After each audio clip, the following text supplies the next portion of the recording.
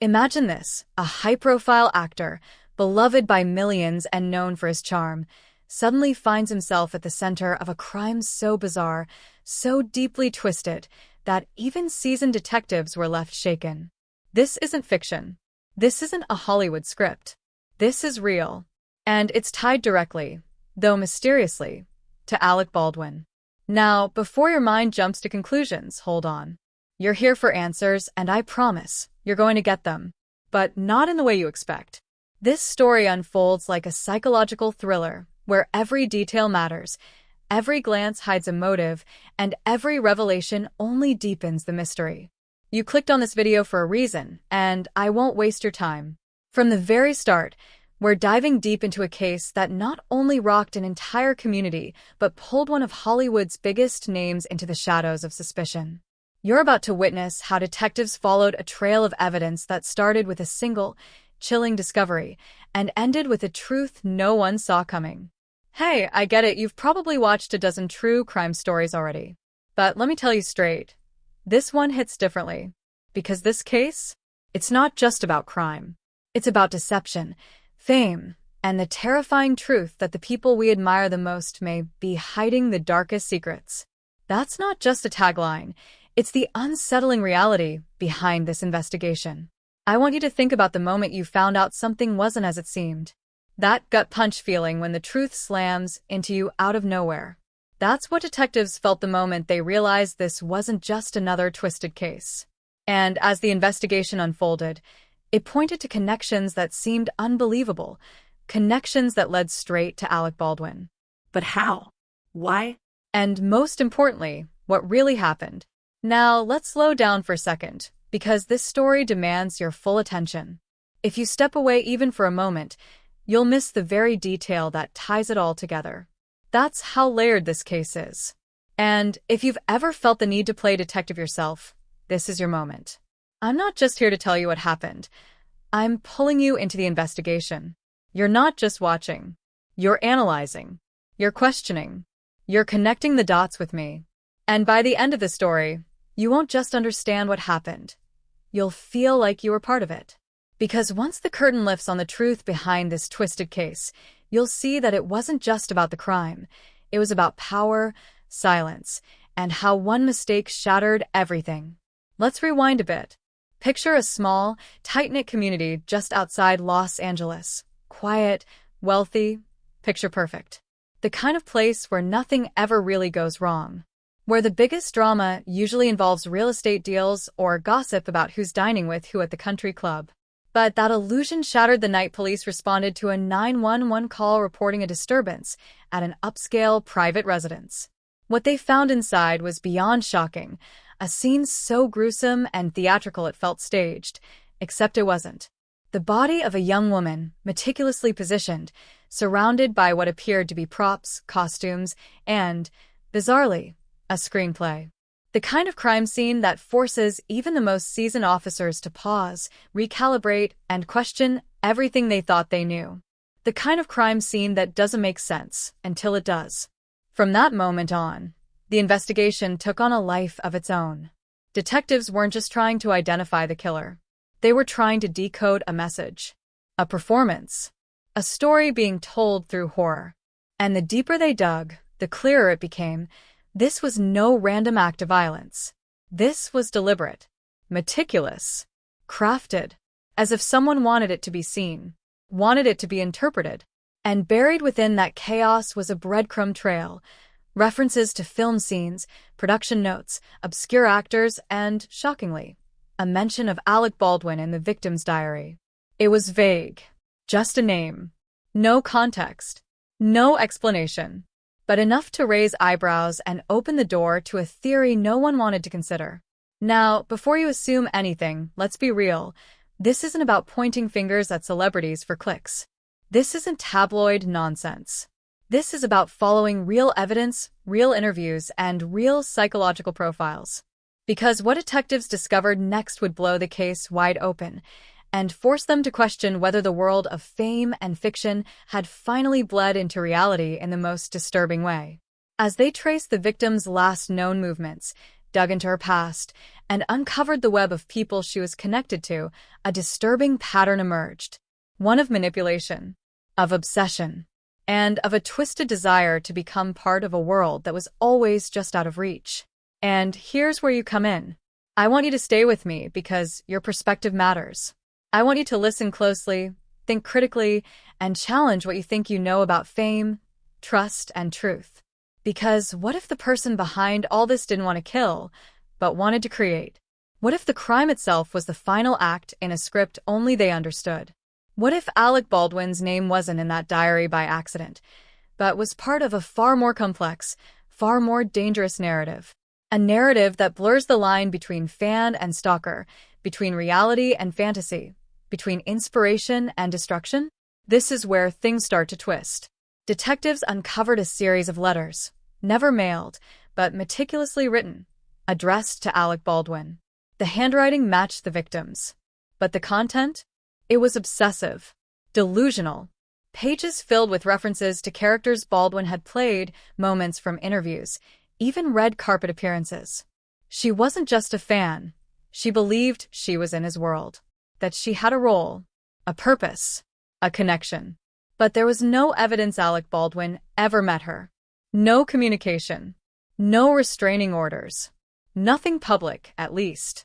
And yet, the more detectives searched, the more they found inconsistencies in the people closest to her. One friend disappeared from social media entirely. A producer she once worked with refused to comment. And then an anonymous tip. A phone call that changed everything. This call didn't come from just anyone. It came from someone inside the entertainment industry. Someone who claimed to have seen this woman backstage at a private industry party months before her death. Someone who said she was obsessed with method acting and had become fixated on a script that would change the world. But that script? No one could find it until detectives broke into her storage unit and discovered a box labeled Final Scene. What was inside wasn't just disturbing, it was prophetic. A detailed plan of the crime scene, photos of the victim's own home marked for set design, and, most chilling of all, a folder titled, With Him or Without Him. And on the cover, a printed photo of Alec Baldwin. Now let's pause. Let that sink in. Because right here, right at this moment, is where you realize the truth is far more tangled than any of us expected. Was she planning this for attention? Was it a cry for help? Or was someone else involved? Someone who used her obsession as a weapon? Someone who stayed in the shadows while she walked straight into tragedy? The evidence points in multiple directions. And one of those directions leads directly to a hidden relationship that no one, not even Baldwin himself, seemed aware of. A connection that, once uncovered, would force detectives to confront a question far darker than who committed the crime, but why it was allowed to happen at all. And that's where I'm going to leave you for now. Because what happens next will turn this case from bizarre to unforgettable. The twist that's coming isn't just about a name. It's about a secret buried so deep, it took a team of investigators, a forensic psychologist, and a retired Hollywood fixer to uncover. But trust me, you're going to want to see what they found. Stay with me. The real story is just beginning. In the weeks leading up to her death, 29-year-old Sarah Delaney seemed to be living the life most aspiring actresses could only dream of. Her Instagram feed was a carefully curated gallery of industry events, beachside sunsets, and filtered glimpses into her behind-the-scenes world of auditions and callback celebrations.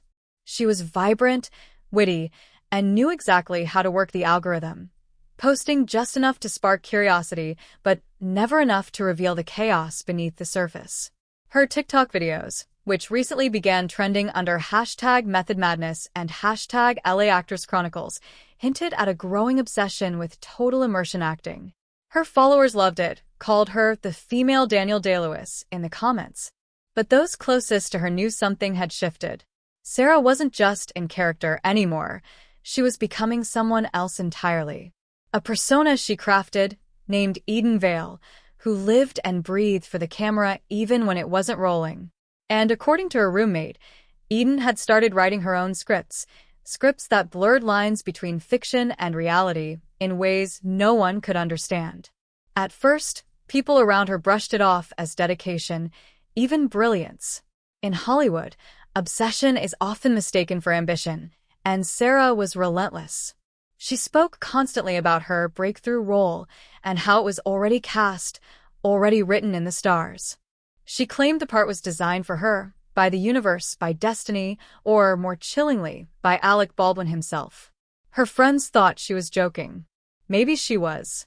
But behind closed doors, Sarah kept a wall covered in headshots, movie stills, and pages of dialogue, half of it fictional, half of it pulled from real interviews Baldwin had given over the years. She'd dissect his performances, not just from films but from courtroom footage and interviews about the Russ tragedy, using them as emotional blueprints for scenes she wrote herself. It wasn't admiration, it was fixation. She had constructed a psychological world around him, and no one, not her therapist, not her sister, not her former acting coach, could get her to let go of it. And yet, not everyone believed Sarah was spiraling. Some claimed she was finally tapping into something raw and powerful. Her old producer, Rick Salinger, once said during an off-the-record podcast appearance that Sarah had the edge Hollywood eats up, but when questioned about her more recent behavior, he went silent. Rick was one of the last people to see Sarah live, allegedly during a script meeting at his Sunset Boulevard apartment just 3 nights before her death. He denied knowing anything about the murder, claimed she left around 10 p.m. and that she seemed fine. But detectives later found discrepancies in his story. Surveillance footage showed his building's door log had no record of Sarah entering or leaving that night, which either meant she never came, or he had her enter through a private entrance. Why lie? And why did his name appear in Sarah's planner, under a cryptic note that simply read, "He says I need a climax, he'll give me one if I let him in"? Was it part of her script? Or something more sinister? The more police dug into Sarah's past, the more they uncovered relationships built on convenience and ambition, some of them genuine, many transactional. Her ex-boyfriend, Damian Cross, an aspiring director with a history of volatile behavior, had been trying to shop a dark indie thriller around town. He told anyone who'd listen that Sarah was his muse, even after their messy breakup 6 months prior. Sarah had accused him of emotional manipulation, and in a now-deleted Reddit AMA, Damian admitted they fought constantly over creative control. When he was questioned by police, Damian claimed he hadn't spoken to Sarah in weeks, but his phone records suggested otherwise. There were late-night texts, some sent just hours before her death, with messages like, "So it ends with him or with me?"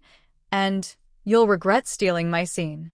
Damian insisted it was all metaphorical, dialogue for a screenplay they'd been developing, but detectives weren't so sure. To complicate matters further, a former acting class peer named Marla Chan surfaced, posting a viral TikTok claiming Sarah had been messing with the occult to manifest her role into existence. While it sounded like clickbait at first, detectives couldn't ignore the number of props found at Sarah's apartment that matched what Marla described: tarot cards, candles, handwritten affirmations, even an old Polaroid of Alec Baldwin with a circle drawn around his heart and the word "mine" written underneath. Marla said Sarah believed there were energy doors in Los Angeles, places where the veil was thin and reality could be bent. It all sounded like delusion, until police confirmed that Sarah's last known location before the 911 call wasn't her home, but an abandoned film set in Topanga Canyon, a place long rumored to be a hub for underground acting rituals. Locals said it had been used in the 80s for experimental theater. Sarah had gone there alone. Or at least that's what they thought. Then came the biggest twist yet. A man named Jace Lennox, a former body double who once worked on a film set with Baldwin nearly a decade ago, stepped forward.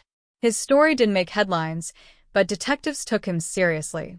Jace claimed he had met Sarah months ago at a casting call.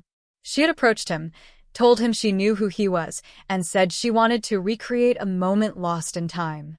He thought she was eccentric, maybe trying to flirt. But when he saw news of her death, he panicked and came clean. According to Jace, Sarah had hired him, paid him cash to wear a tuxedo, read lines from a script she'd written, and pretend to be Alec Baldwin in a private acting scene. She recorded everything. No one knew what she did with the footage. But one of those tapes, now in police custody, contained something disturbing. Not a reenactment. Not a performance. But Sarah, crying, whispering to the camera, "This is the final act and you'll all see, he was always part of it."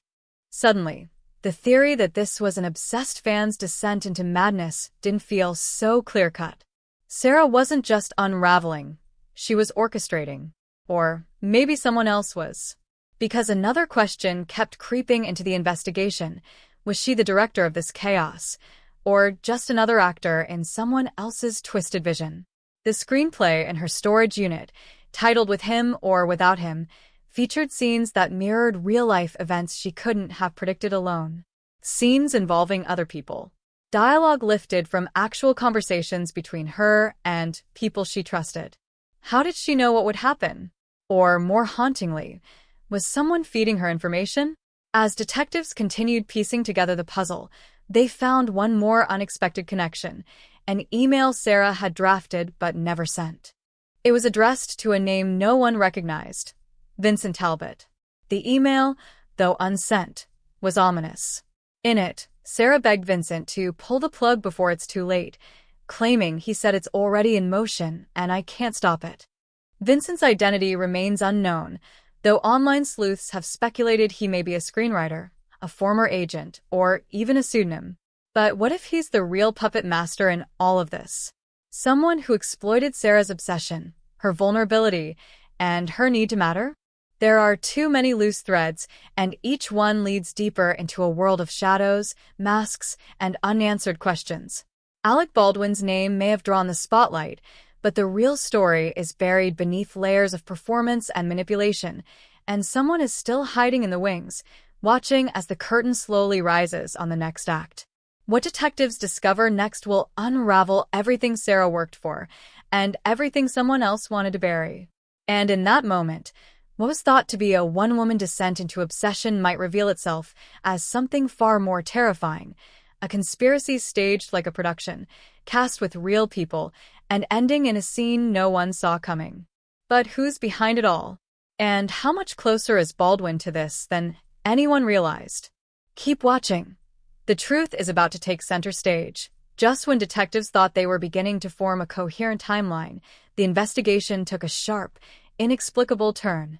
The VHS tape that had captured Sarah's private reenactment with the Baldwin lookalike, one of the few pieces of physical evidence tying her obsessive fantasy to actual events, vanished from the evidence room without a trace.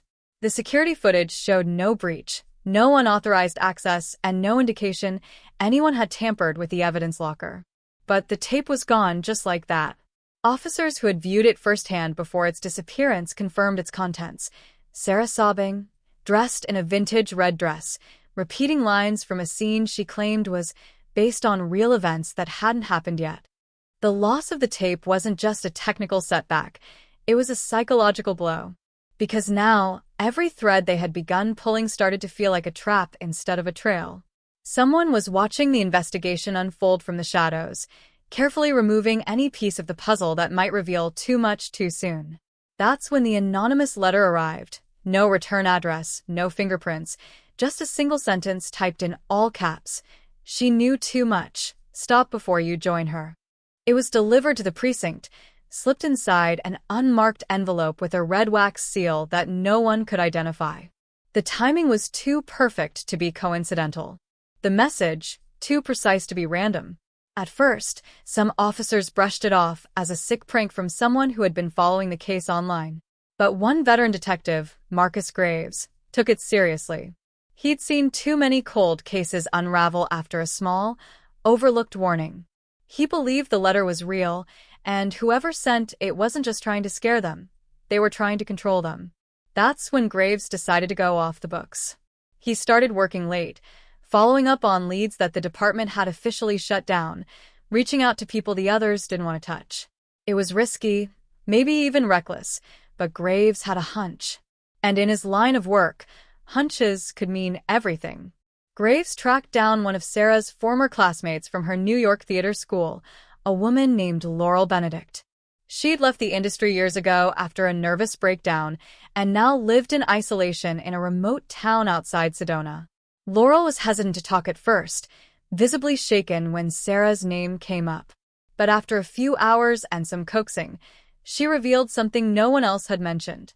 Back in their early acting days, Sarah had gotten involved with an experimental theater group known as the 12th Hour, an underground circle of method actors known for pushing their members to dangerous extremes. Laurel claimed they believed acting wasn't just performance, it was transformation. They didn't play roles, she said. They became their characters forever, if they had to. Sarah had apparently left the group after an incident that Laurel refused to elaborate on, but not before she was marked. Figuratively or literally, no one knew for sure. Laurel warned Graves not to keep digging. They don't like being exposed, she whispered. Sarah didn't just leave that world. She tried to rewrite it. And someone wasn't okay with that. At first, Graves dismissed it as the ramblings of someone still grappling with trauma. But when he returned to LA, he found a note wedged under the windshield of his car. Same typeface, same wax seal, but this time with a different message. You were warned. Leave it buried. Now it wasn't just about Sarah anymore. Someone was trying to shut down anyone who got too close to whatever truth she had uncovered. Even stranger, Rick Salinger, the producer who had previously denied any real involvement in Sarah's recent work, began acting erratically. He started calling Graves in the middle of the night, speaking in circles, often drunk, sometimes crying. In one call, Rick blurted out that Sarah had uncovered something real and that her obsession with Baldwin wasn't just fantasy. He was part of it, Rick muttered. They all were. It was a production, man. Bigger than you know. But when Graves pushed him to clarify, Rick clammed up. 2 days later, Rick was found unconscious in his apartment from an apparent overdose. The official story was accidental, but Graves didn't buy it. The timing, the paranoia, the desperate phone calls. It felt more like someone had silenced him before he could talk. The deeper Graves dug, the more inconsistencies surfaced. Sarah's therapist, who had spoken positively of her mental health progress during earlier interviews, suddenly recanted her statements and refused to speak further, citing patient confidentiality. Even Sarah's sister, Megan, who had initially cooperated with investigators, went off-grid, canceling interviews, shutting down social media, and reportedly moving out of her apartment overnight. It was like a quiet storm was sweeping through everyone connected to Sarah, pushing them into silence or fear. No one wanted to be the next name on whatever list Sarah had left behind. But the biggest twist came when detectives finally uncovered a hidden file buried deep in Sarah's cloud account. It had been encrypted, locked behind a password no one could guess, until a forensic analyst noticed a pattern in the notes Sarah left behind. Using a phrase she often whispered in her final video, with him or without him, they cracked the code. What they found wasn't a diary or a video. It was a casting list. A real casting list. And on it were names. Not actors, not agents, but politicians, studio executives, and public figures, including someone closely associated with Alec Baldwin. The project was titled Echo Chamber, and it wasn't listed anywhere in public records. That file raised more questions than answers. Was Echo Chamber a real production? Was Sarah trying to expose a hidden society masquerading as an artistic movement? Or was she being manipulated by people who had every reason to keep their secrets buried? As Graves scrolled through the list, one name was highlighted in red. A name he never expected to see. His own. Someone knew he'd come looking. Someone had planned for it all along. And now, the hunter had just become part of the performance. But who was writing the final scene? And was it already too late to escape the script? Just when it seemed like the mystery couldn't get more entangled, a second storyline began to surface, one that connected not only to Sarah, but to a long-forgotten part of Alec Baldwin's past that the public had buried under red carpet appearances and celebrity headlines. A former assistant producer named Eli Navarro, who had worked on multiple film sets in the early 2000s, including one briefly associated with Baldwin, was found living off the grid in a rundown trailer outside Carson City, Nevada. Eli had withdrawn from Hollywood nearly 15 years ago, citing ethical conflicts in a vague exit letter that nobody paid much attention to at the time. But now, seemingly out of nowhere, he reached out to local news claiming he had documents that could reframe a recent investigation linked to a missing woman in Los Angeles. The timing was too close to be coincidence. Detectives got wind of his statements after a news intern flagged the call, and soon Marcus Graves was on a flight to Nevada, chasing what felt like his last viable lead. He didn't know it yet, but what Eli was about to reveal would turn the entire case upside down. Eli, jittery and disheveled but clearly not delusional, claimed he had kept files, real production logs, contracts, call sheets, and off-book casting rosters from a shelved experimental series he once helped coordinate under the direction of a now-deceased indie filmmaker known only as DM, according to Eli. The project was never officially released, never named, and never intended for public viewing. It was referred to in confidential paperwork as Project Spectre. It was supposedly a psychological immersion piece, something designed to push its actors into total identity erasure. Method acting on steroids. And here's where the story took a terrifying twist. Sarah Holloway had auditioned for it. Not just auditioned, but been cast. Years ago. Before her alleged obsession with Baldwin began. Before she spiraled into obsession. Before the videos. According to the documents Eli unearthed, Sarah was one of 10 participants selected for the immersive project, all of whom were bound by NDA clauses so extreme they bordered on coercion. And, according to a production memo Eli showed Graves, Alec Baldwin was listed, not as a performer but as a shadow consultant, possibly brought in to workshop identity deconstruction methodology. Graves felt the ground shifting beneath him. Everything he thought he knew about Sarah's mental unraveling might have been a meticulously planted narrative. If she had been subjected to identity-blurring conditioning as part of some unethical project, her descent into obsession might have been engineered, not organic.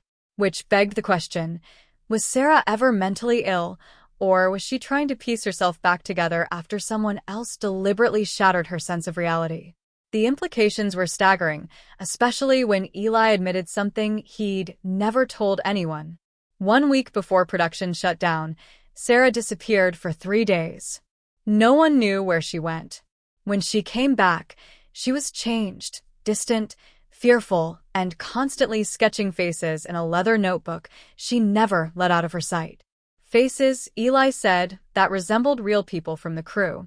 Some were later reported missing. Others walked away from the industry and vanished completely. And in Sarah's final days, she was said to be obsessed with the idea that she was being watched from inside the mirror.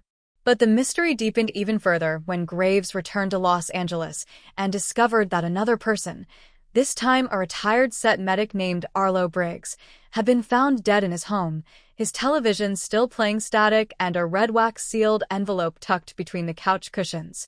The envelope contained only one thing, a Polaroid of Sarah, staring directly into the camera with a hollow expression, standing beside someone whose face was scratched out violently with a thick red marker. The back of the photo bore a cryptic message: "The second act has begun."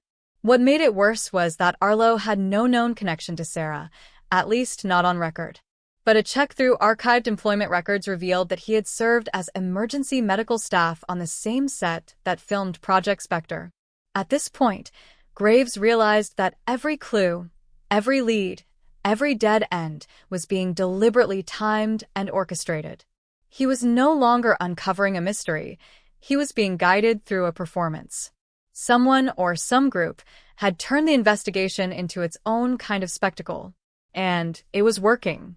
Local news stations were beginning to catch wind of Baldwin's name being loosely associated with the case, spinning speculative headlines that danced dangerously close to libel but drew millions of clicks. TikTok conspiracy theorists were stitching together video essays pointing out strange symbolism in Baldwin's past films. YouTube was flooded with breakdowns of Sarah's final monologues, with titles like "The Alec Baldwin Mind Control Project Exposed" and "Is Hollywood Hiding a Real Psychological Thriller?" The case was no longer a police matter. It was a viral myth in the making. Yet as Graves tried to maintain his grip on the facts, a new bombshell detonated. Megan Holloway, Sarah's sister, the one who disappeared, resurfaced in Miami, frantic and begging to speak to authorities. She claimed someone had broken into her new apartment, left her a USB stick containing surveillance footage of Sarah long before her mental collapse, and a document titled Manifest of Echo Participants. According to Megan, her name was on the list. So was Sarah's. So was Baldwin's. Megan insisted she had no memory of ever being involved in anything called Echo. But now she feared her own memories might not be real. The question was no longer, what happened to Sarah? The question had evolved into something much more terrifying. What if Sarah was just the beginning? Because now, it wasn't just about one woman's descent into madness. It was about an entire network of influence, identity manipulation, and manufactured reality, a silent production unfolding in the shadows of Hollywood. And whoever was directing it wasn't done yet. And then, out of nowhere, Graves received a flash drive in the mail with no return address. He plugged it into a secure computer, heart racing, and watched as a grainy video began to play. It was a rehearsal, an old one, judging by the film grain and clothing, but the voice was unmistakable. Alec Baldwin, standing on a small black box stage, facing a young woman who looked eerily like Sarah. He wasn't acting. He was instructing. He leaned in close, too close, and whispered something off mic. The video cut out, but what came next shattered Graves' perception of the case entirely. It was a new clip. A home video, dated 2 weeks before Sarah's disappearance. And in it was him, smiling, shaking hands with someone whose face was blurred, in a location he didn't remember ever visiting. But there he was. And just like that, Graves realized he hadn't been investigating Sarah's story. He had been living in it. Marcus Graves had always believed he could separate himself from the crimes he investigated, keep one foot in the chaos, but the other firmly planted in the real world. But that illusion shattered the moment he saw himself on that flash drive, smiling, shaking hands, participating in a scene he had no memory of. It wasn't just unsettling. It was soul-rattling. How could he explain it? There was no logical way to justify his presence in a recording supposedly connected to Sarah Holloway's unraveling and Project Spectre. He'd never been on that set, never met the woman in the video, never agreed to be filmed. At least, not consciously. But there he was, clear as day. That moment forced something to shift inside him, an awareness he hadn't let himself feel until now. This case wasn't just affecting him. It was consuming him. And maybe, just maybe, it had already rewritten parts of him he couldn't get back. The paranoia crept in slowly, like smoke slipping through the cracks of a sealed room. First, it was small things, a car that always seemed to be parked across from his apartment, never occupied for long, but always there. The same black SUV with tinted windows. Then came the texts from unknown numbers. Strings of random characters, indecipherable at first glance, until Graves started matching them to dates in the Sarah Holloway timeline. They weren't random. They were timestamps. Messages marking key events. Messages that someone wanted him to notice. The final straw came when he tried to call Megan Holloway again, desperate for clarity after her stunning return to the case. The line went dead after a single ring. Hours later, he received a package. Inside was a burned cell phone. The screen already cracked. One saved video file on the device. He played it once, then dropped the phone. It was footage of Megan, pale, frightened, seated in what looked like a hotel room. Her voice trembling as she spoke to someone off camera. They told me if I said anything else, I'd disappear just like her. She looked directly at the lens, eyes pleading. Tell Graves it's not over. Not even close. And he's not just watching it. He's in it. The video ended with a loud bang. Not a gunshot, but a sharp, deliberate slam of a door. Megan had disappeared again. No records, no security footage, no credit card activity. Just gone. Graves' nights became sleepless spirals of second-guessing and dread. He took to sleeping with his service weapon next to his bed, checking every lock twice, scanning his apartment for hidden cameras. He installed scramblers and security devices, but nothing seemed to calm the sensation that he was being watched. Not in a metaphorical sense. In the literal, primal way a hunted animal knows it's not alone. The shadows in his apartment began to feel like they were moving. Not fast, but subtly, like they were waiting for him to blink. His mind, once razor-sharp, now felt foggy, like someone had poured static into his thoughts. Conversations didn't land right. faces blurred too easily. He started to question whether memories he'd always trusted were really his at all. And then came the break-in. A seemingly impossible intrusion. No signs of forced entry, no alarms triggered, but his apartment was clearly disturbed. Not ransacked. Rearranged. The coffee mug on the counter now sat facing a different direction. His bedroom closet door, which he always left open, now firmly shut. And inside his refrigerator, a single item he hadn't purchased, a vintage film canister labeled Spectre, Final Cut. Graves didn't even know where to begin processing what this meant. Was someone toying with him? Was this some elaborate intimidation tactic? Or was he being conditioned, broken down slowly, methodically, just like Sarah? His hands trembled as he placed the film into a converted player. The footage was grainy, but unmistakably recent. It showed an empty room with a chair. Then, Sarah entered the frame. She sat silently, facing the camera. No emotion, just presence. Then she began to speak, not to the viewer, but to him. She said his name, full name, Detective Marcus John Graves. Her voice monotone, detached. They said you'd come. They said you wouldn't stop. But this isn't about me anymore. It never was. The camera glitched slightly, and when it resumed, another figure stood behind her. Faceless. Tall. Wearing what looked like a director's headset. A voice whispered something distorted. Then Sarah screamed. The film cut out. Graves backed away from the player, heart thudding so loud it muffled the silence around him. He didn't know what terrified him more, the content of the video or the fact that someone had broken into his home just to leave it. He tried reporting the incident, but his call logs mysteriously erased themselves. Even his internal badge access history had been wiped. It was like his own identity was beginning to vanish, piece by piece, erased by someone with the power to manipulate more than just information. The reality was becoming undeniable. Graves was being swallowed by the same forces that had destroyed Sarah. This wasn't just a case. It was a trap.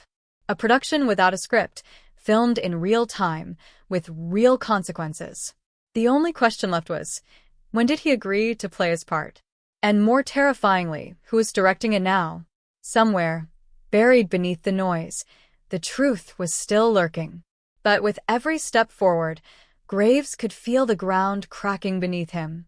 He wasn't chasing shadows anymore. They were chasing him, and they were getting closer.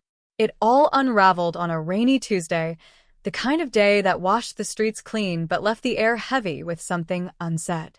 Marcus Graves had reached a breaking point. He hadn't slept in days. His coffee tasted like copper. His own reflection in the mirror looked like a stranger.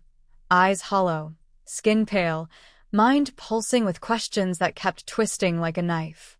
He had reached the end of every logical explanation, chased every lead until it frayed at the edges, and still the truth stayed just out of reach. But what came next didn't just shift the direction of the investigation. It detonated everything he thought he knew. It began with a knock on the door. Simple. Sharp. 3 times. The kind of knock that doesn't ask permission, it demands attention. Standing in the hallway was someone Graves hadn't seen in years. Nora DeWitt. A former profiler turned private psychological consultant who'd walked away from law enforcement after a mental breakdown the department tried to sweep under the rug. She and Graves had worked one major case together back in Chicago, years before he transferred to LA. She was brilliant, sharp as glass, but unpredictable. And now, here she was, hair-soaked, eyes fierce, holding a folder thick with printed documents and red ink annotations. They played us, Marcus, she said, not even waiting to be invited inside. All of us. You're looking for answers in the wrong direction. Graves didn't know whether to feel relief or dread, but as soon as she started speaking, everything began to slide sideways. According to Nora, Project Spectre wasn't just an abandoned experimental film or some underground Hollywood secret. It was a full-scale psychological operations program, one that had roots deep in entertainment, politics, and private sector research. A think tank disguised as a creative endeavor. A system for testing emotional and behavioral influence through unscripted trauma, disinformation, and manipulated identity. The studio didn't cancel it, she said, throwing down an old invoice signed by someone from a now-defunct media shell company. It went private. Black book funding. Strategic behavioral tracking. The worst part? Nora had evidence that Graves himself had been looped in as a subject over 3 years ago, without consent. She showed him surveillance screenshots and call transcripts that had been intercepted and labeled under something called Obsidian Echo. In one photo, taken months before Sarah's name ever crossed his desk, Graves was seen speaking with a man now confirmed to be an executive producer for the original Spectre footage. Only Graves had no memory of it. That wasn't just disturbing, it was damning. Nora's theory? They didn't bring him into the investigation to solve anything. He was the investigation. A real-time test case for advanced cognitive manipulation. His role as a detective wasn't coincidence. It was scripted. Or worse, influenced. Graves could barely process it. The case he'd sacrificed everything for might have never been real in the way he understood it. Sarah Holloway? Megan? Eli Navarro? They could all be players, pawns, victims, or fabrications. His memories were no longer reliable. His instincts, betrayed by layers of preconditioned responses. But the final blow came when Nora pulled out a heavily redacted file stamped with a classification he'd never seen before. Inside was a psychological assessment. His name. His badge number. A date from 4 years ago. The summary concluded with 5 words that sent a chill through his spine. Subject displays high susceptibility index. It wasn't just that he'd been targeted. He'd been selected. Handpicked for how his mind worked. For how he processed trauma. For how easily he could be nudged toward the edge without realizing he was already falling. And then, Nora told him something he hadn't expected. Something that would fracture whatever remained of his grip on reality. "Sarah's not dead, Marcus," she said, voice low and steady. "She was never missing. She was reassigned." The world seemed to lurch sideways. Nora opened her laptop and pulled up a live camera feed, grainy but clear enough to make out a woman sitting in a small, sterile room. She was wearing a hospital gown, hair buzzed short, eyes vacant. That's Sarah Holloway 2 days ago. Eastern Facility. A private institute under a pharmaceutical arm connected to Echo's original sponsors. She's being studied, monitored. They call it cognitive repurposing. Graves couldn't breathe. Everything he believed, every theory, every suspect, was being obliterated by a truth that was colder, more calculated than he ever imagined. But just as the realization hit, the feed cut to black. A new message flashed on the screen. "You're getting too close." And then his phone rang. An unknown number. He answered without thinking. A familiar voice whispered on the other end. It wasn't Nora. It wasn't Sarah. It was his own voice, saying things he'd never said, things he didn't remember recording. And that's when he finally understood. The mystery wasn't something he was chasing. It was something built around him. And it had only just begun. The rain hadn't let up for days, as if the sky itself was mourning the truth Marcus Graves had uncovered, a truth that refused to let him rest. Every part of him was unraveling, each thread tugged loose by forces he couldn't name, but could feel creeping closer. The revelation that he was never an investigator, but the subject of the very case he was trying to solve had hollowed him out. But the darkness didn't stop there. What made it worse was realizing that the people he still trusted, what little trust he had left, were part of the lie. Or worse, they had always known and kept it from him. Graves knew he couldn't keep running in circles. He needed answers, and he needed them now. That's why he found himself sitting across from Captain Irene Lasker, a mentor he'd respected for over a decade. She had been the one who pushed him to take on this case. The one who called it career-defining. The one who looked him in the eye weeks ago and said, "We need your mind on this, Marcus. You see things no one else sees." Now, that praise felt like manipulation.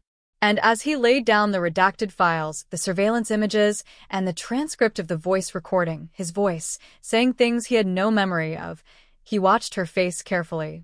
She didn't flinch. She didn't even blink. Instead, she let out a tired sigh, as if she had been waiting for this moment to come. Then, she quietly locked her office door. I tried to protect you from this, she said softly, her voice cracked and low, like someone carrying years of guilt. You were never supposed to get this far. We all agreed it would be safer if you never knew. Graves could barely believe what he was hearing. Safer for who? He asked, jaw clenched. For me? Or for you? Irene didn't answer. Instead, she handed him a flash drive. No label, just a small red mark scratched into the plastic. Play it alone. After that, you'll have to decide, either disappear like the others, or agree to bury it and walk away. He stared at her like she was a stranger. All this time, he thought he was fighting for justice, for Sarah, for the people disappearing into the cracks of something bigger than a murder case. But now, the question that terrified him the most, what if he wasn't meant to win? What if the game was built to make him lose, just slowly enough that he didn't notice? He walked out of her office in a fog, the flash drive cold in his palm. He didn't know where to go. Not home, that place wasn't safe anymore. Not the precinct, it was compromised. So he drove until the city lights disappeared behind him, until he reached the remote cabin upstate where he knew no signal could reach. That night, he plugged in the drive. And what he saw destroyed him. The footage began with a conference room. For people sat at a table, faces blurred, but voices clear. On the screen behind them, files displayed like a portfolio.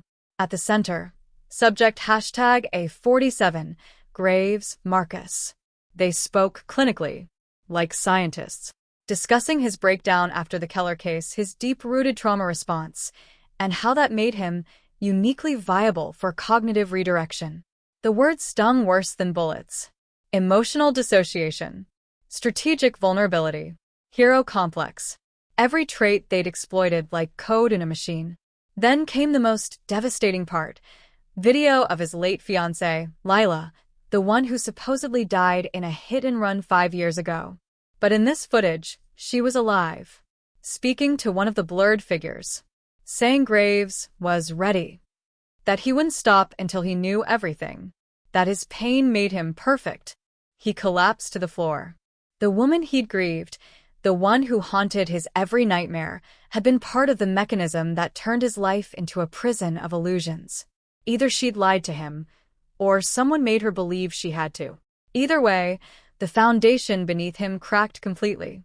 He had no control, no safety, no one left to trust. Then the drive displayed one last message.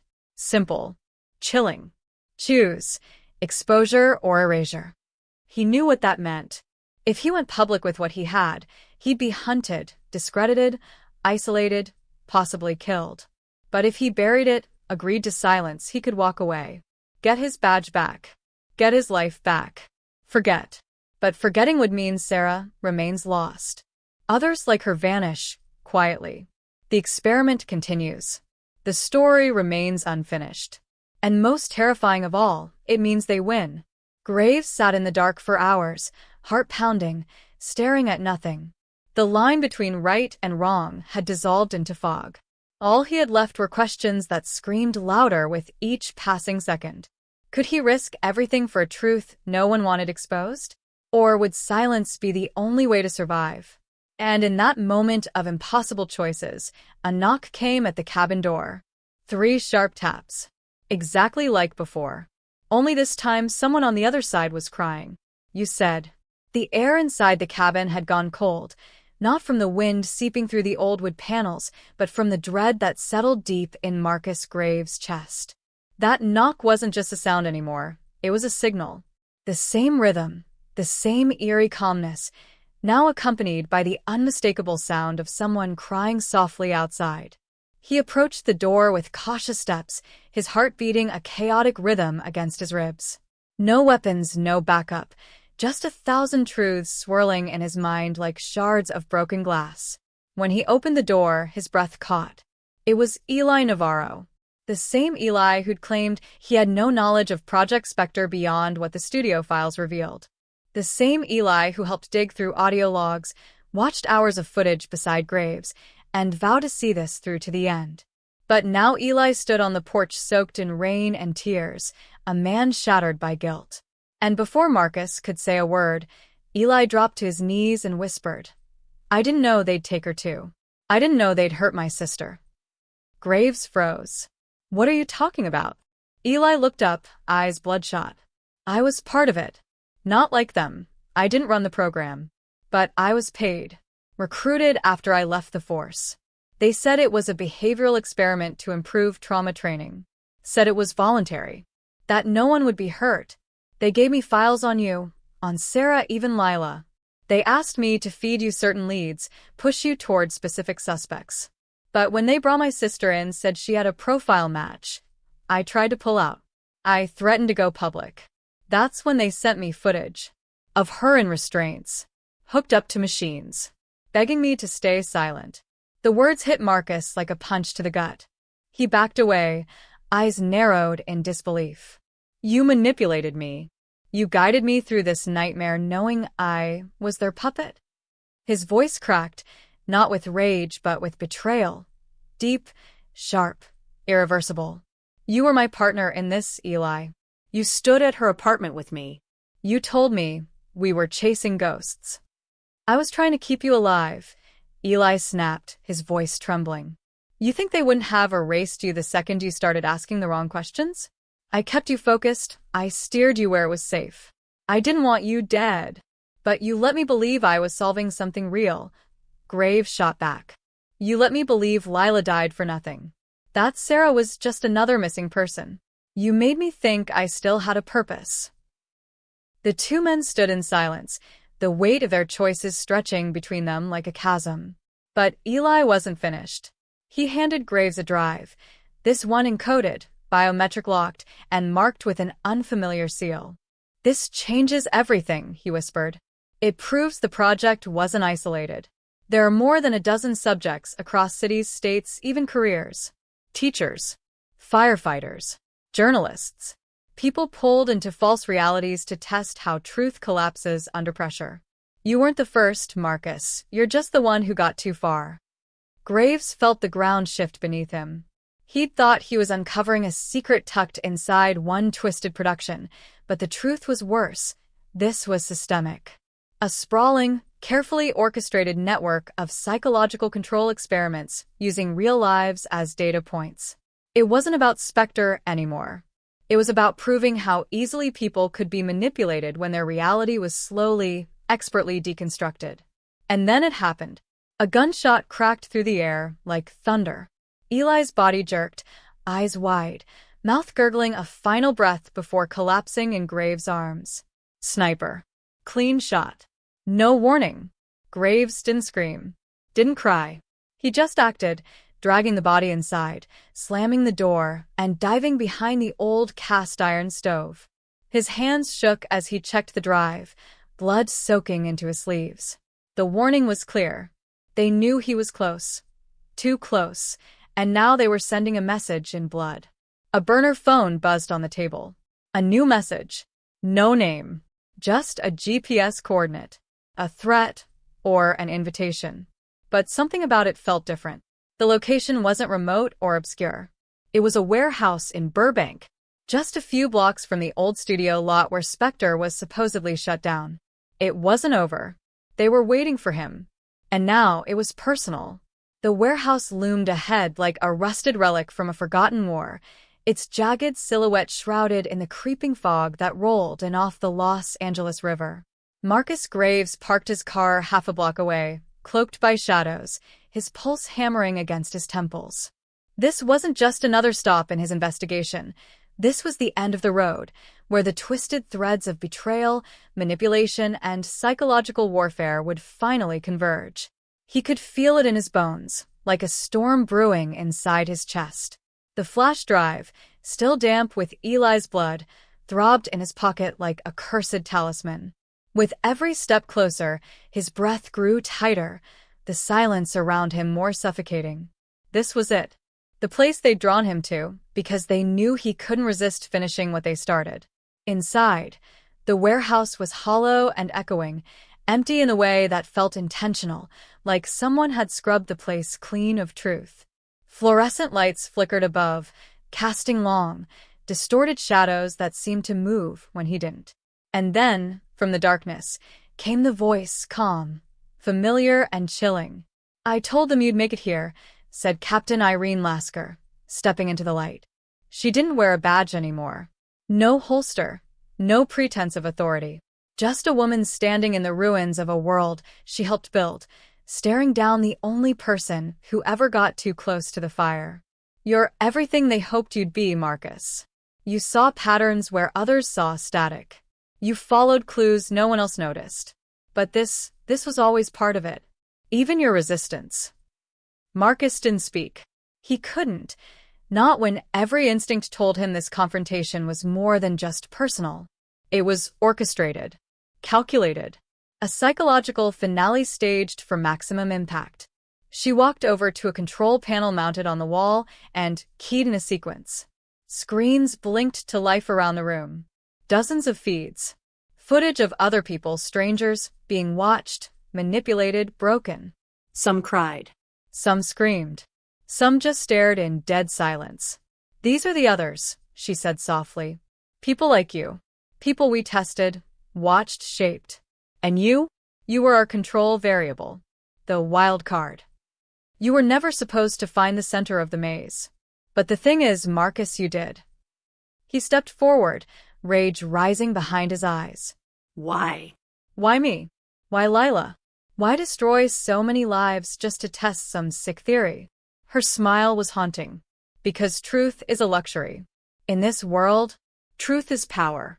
And if we can control how someone perceives truth, we can control everything. Votes, loyalty, love, fear. You weren't a detective in this story. You were a prototype. And it worked." She reached into her coat and tossed a folder at his feet.